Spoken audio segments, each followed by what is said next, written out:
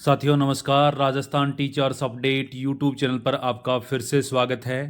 साथियों आज के इस वीडियो के दौरान हम बात करेंगे इन न्यू इनकम टैक्स रिजीम जो कि आज केंद्रीय वित्त मंत्री द्वारा जो बजट पेश किया गया है उसको लेकर के हमारा ये वीडियो रहने वाला है कि बजट में किस प्रकार से आयकर की जो नई स्लेब है उसमें किस प्रकार से परिवर्तन किया गया है और जो उसमें छूट दी गई है 12 लाख तक की आय वाले कर्मचारी हैं जो उनको टैक्स में छूट मिली है, उनको किसी भी प्रकार का अब टैक्स नहीं लगेगा इसको लेकर के।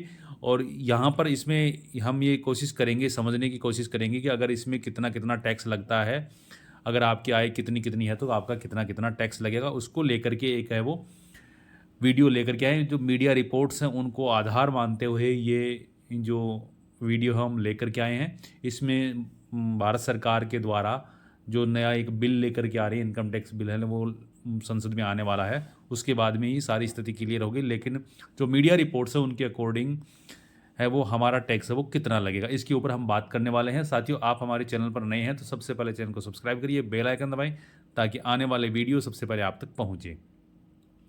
तो यहाँ पर हम साथियों बात करेंगे इस न्यू टैक्स रिजीम की कि न्यू टैक्स रिजीम है उसके अंदर है वो हमारा टैक्स है वो कितना कितना लगने वाला है।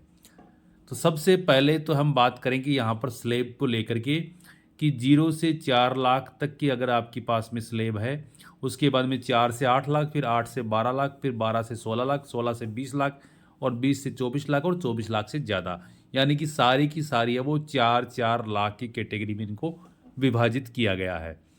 अब यहाँ पर हम बात कर लेते हैं जैसे 4-4 लाख की।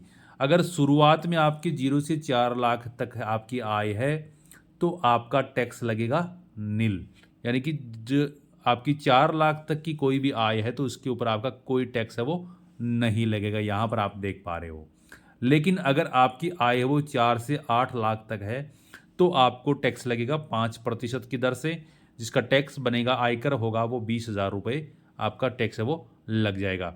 लेकिन उसके बाद में अगर हम बात करें आगे, अगर 4 से 8 में 5% है, अगर 8 से 12% है तो आपका टैक्स हो जाएगा, यहाँ पर आप देख पा रहे हो कि ऊपर जो 8 से 12 लाख का जो होगा वो 10% होगा और 4 से 8 का 5% यानी कि 20,000 तो 4 से 8 वाला होगा प्लस 10% यानी कि कुल आपका टैक्स अगर 12 लाख तक की आपकी आय है, 12 लाख रुपए आपकी आय है तो 60,000 रुपये टैक्स होगा।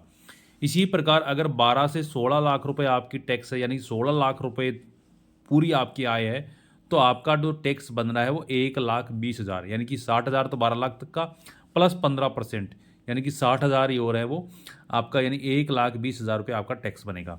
इसी प्रकार आपकी आय अगर 16 से 20 लाख रुपए है तो 20% की दर से आपका लगेगा, उसमें प्लस 1,20,000 प्लस 20% यानी 2 लाख रुपए आपका टैक्स है वो लगेगा अगर आपकी आय 20 लाख रुपए है तो।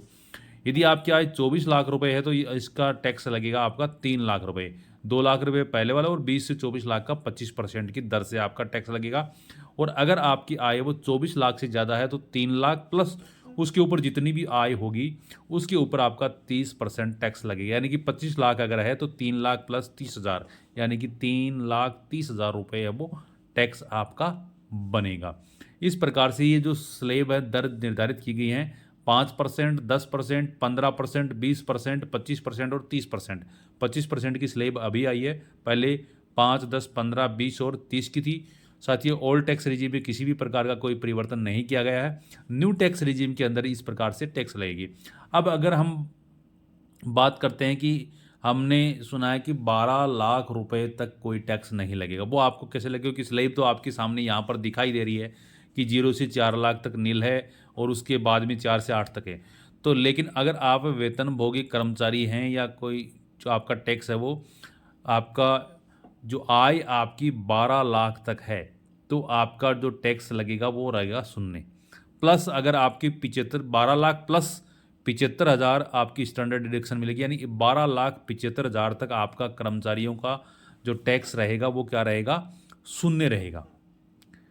इसको मतलब अगर आपकी आय 12,75,000 तक बनती है तो आपका टैक्स है वो क्या रहेगा, शून्य रहेगा। लेकिन अगर आपकी आय 12,75,000 एक रुपया अगर है तो अब आपकी जो दर है वो सामान्य दर से ही टैक्स लगेगा। यानी कि अगर यहाँ पर आप देख पा रहे हो नीचे कि 12,75,000 एक है तो आपका सामान्य दर से जो यहाँ पर सामान्य ये दर दिखाई दे रही है, लेकिन अगर आपकी आय 12,75,000 है तो आपका टैक्स है वो शून्य रहेगा। अब आप एक मोटा मोटी कैलकुलेशन हम करते हैं, अगर आपकी आय है वो 13 लाख रुपए है तो आपकी टैक्स कितना बनेगा। तो ये आपके सामने यहाँ पर दिखाई दे रहा है कि अगर आपकी आय 13 लाख रुपए है तो 4 लाख तक नील है, 4 से 8 लाख तक आपको 75,000 का स्टैंडर्ड डिडक्शन काटने के बाद में 16,250 हो जाएगी। अगर 12 लाख तक आपकी 56,250 होगी और 13 लाख तक आपका 56,250 प्लस 15% यानी कि 71,250 रुपये आपका टैक्स लगेगा। अगर आपकी आय 13 लाख रुपए तो आपका टैक्स होगा 71,250 रुपये, और अगर आपकी आय 12,75,000 तो आपका टैक्स लगेगा शून्य।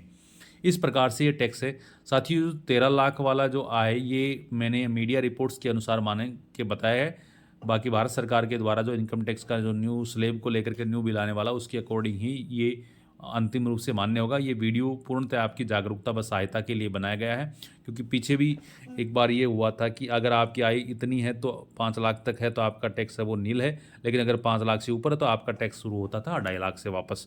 तो ठीक इसी प्रकार से इसमें रहने की संभावना है कि अगर आपकी, क्योंकि इसमें अगर 12 लाख तक नील होता तो स्लेब है वो 4 लाख से स्टार्ट नहीं होती। तो इस प्रकार से ये वीडियो है वो पूर्णतः आपकी जागरूकता व सहायता के लिए बनाया गया है। आपको भारत सरकार के द्वारा जो न्यू इनकम टैक्स रिजीम को लेकर के जो बिल आएगा इनकम टैक्स का, उसके अकॉर्डिंग ही आपका टैक्स है वो लगने वाला है। यह आपका 2025-26 का जो वित्त वर्ष होगा उसकी स्लेब, उसके लिए ये आपकी स्लेब है। तो धन्यवाद साथियों, वीडियो आपने अंत तक देखा उसके लिए बहुत बहुत धन्यवाद। जय हिंद, जय भारत।